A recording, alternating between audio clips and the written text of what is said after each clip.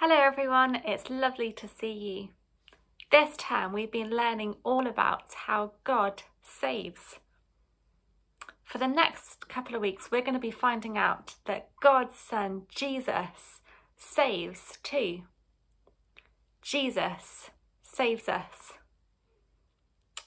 In today's true story from the Bible, we'll see how Jesus saves a little girl.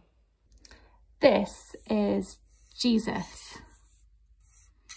Now, one day Jesus was walking through a town, and as usual there was a big crowd who wanted to hear Jesus, to be able to hear what he said. Now, an important man named Jairus came to Jesus. When Jairus saw Jesus, he fell down on his knees.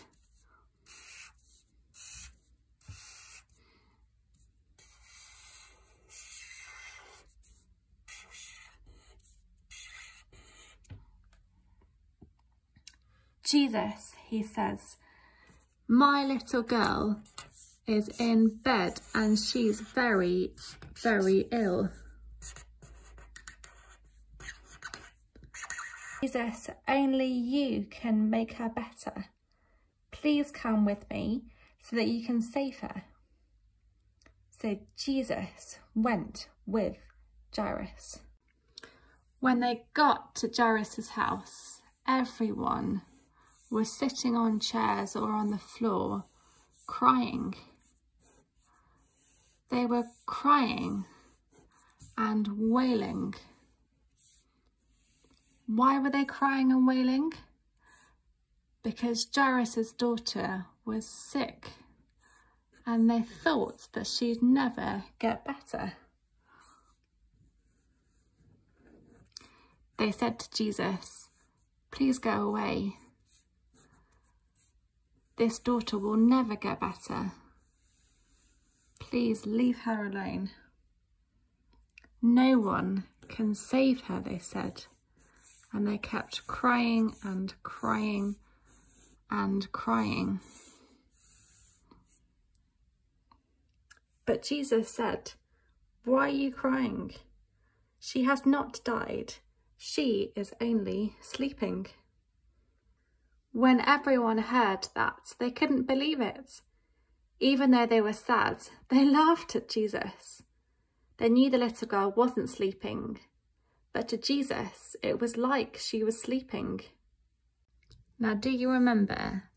Jesus is in the room with Jairus, and Jesus goes into the room where the little girl was. So Jesus stands up next to the girl. That's Jesus there. And Jesus sees the little girl lying there very still. The little girl wasn't moving. She wasn't speaking. Jesus took the little girl by the hand and said, little girl, I say to you, get up. And guess what happened? The little girl stood up on her own and praised Jesus. She got up and walked around, and everyone was completely surprised. They couldn't believe it. The little girl, who was so poorly that she couldn't move, was now up and walking around. Everyone was so surprised. That day, everyone found out that Jesus saved when he saved the little girl. Wasn't that an amazing story? Jesus saved the little girl who was so poorly she couldn't move and couldn't walk around, and Jesus saved her so that she was completely better. Jesus saved the little girl. Jesus saves us too. Let's pray together. P-R-A-Y-S. pray. Dear God, thank you that Jesus saved the little girl. Thank you that you save us too. Amen. We're now going to have a craft time with Laura, so over to Laura now. Hi everyone, hope that you're okay, and I hope that you enjoyed the story today. We're hearing about Jairus' daughter and how Jesus saved her and made her well again. So you should have got an email with a document for you to print out, which has a picture of Jairus' daughter that I've drawn. I've already cut out the original one here, so you need to cut that out using some scissors. And then we've got these two dark circles on the picture, and we need to cut these out as well. So you might need to get a grown-up to help you do this bit because it's going to be a bit tricky. The easiest way to do it is fold the circle over and do a little cut with your scissors, and then you've got a hole that you can put your scissors through and cut out the rest of the circle.